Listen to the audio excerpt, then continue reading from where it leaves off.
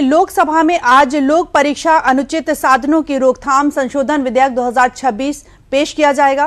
कार्मिक, लोक शिकायत और पेंशन राज्य मंत्री डॉक्टर जितेंद्र सिंह इस बिल का अनुमति प्रस्ताव सदन के पटल पर रखेंगे।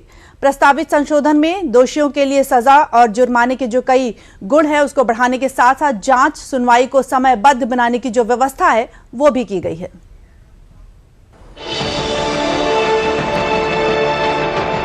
देश भर में प्रतियोगी परीक्षाओं में पेपर लीक और धांधली की घटनाओं पर नकेल कसने के लिए सरकार ने पूरी तैयारी कर ली है। लोक परीक्षा अनुचित साधनों की रोकथाम संशोधन विधेयक 2026 में दोषियों के लिए बेहद कठोर सजा और भारी जुर्माने का प्रावधान किया गया है। ड्राफ्ट बिल में ऐसे व्यक्तियों के लिए न्यूनतम सजा को बढ़ाकर 5 साल और अधिकतम सजा को 10 साल करने का प्रस्ताव है। साथ ही उन पर 50 लाख रुपए तक का भारी जुर्माना भी लगाया जा सकता है। गड़बड़ी में शामिल सेवा प्रदाताओं के लिए अधिकतम जुर्माना 1 करोड़ रुपए से बढ़ाकर 5 करोड़ रुपए कर दिया गया है।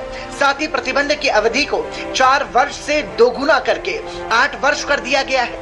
परीक्षा धोखाधड़ी में शामिल पाए जाने वाले निदेशकों, वरिष्ठ प्रबंधन या प्रभारी व्यक्तियों को न्यूनतम 5 साल की जेल और 5 करोड़ रुपए तक के जुर्माने का प्रावधान किया गया है। संगठित परीक्षा संबंधी अपराधों के लिए न्यूनतम सजा 5 वर्ष से बढ़ाकर 7 वर्ष की गई है, जबकि न्यूनतम जुर्माना 1 करोड़ से बढ़ाकर 10 करोड़ रुपए किया गया है। केंद्र सरकार को गंभीर सार्वजनिक परीक्षा अपराधों की जांच के लिए एक विशेष कार्यबल गठित करने का अधिकार होगा।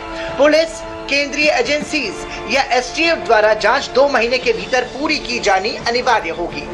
मामलों की सुनवाई में होने वाली देरी को खत्म करने के लिए सभी राज्यों और केंद्र शासित प्रदेशों को पेपर लीक और परीक्षा में अनुचित साधनों से जुड़े मामलों से निपटने के लिए विशेष फास्ट ट्रैक कोर्ट स्थापित करने का निर्देश दिया जाएगा। मामलों की सुनवाई दैनिक आधार पर होगी और आरोप पत्र दाखिल करके 3 महीने के भीतर सुनवाई पूरी करनी होगी। विशेष फास्ट ट्रैक कोर्ट के फैसलों के खिलाफ अपील सीधे हाई कोर्ट के समक्ष होगी, जिसमें 3 महीने के भीतर अपील का निपटारा करने का प्रयास किया जाएगा। अपील आमतौर पर 30 दिन के भीतर दायर की जानी चाहिए।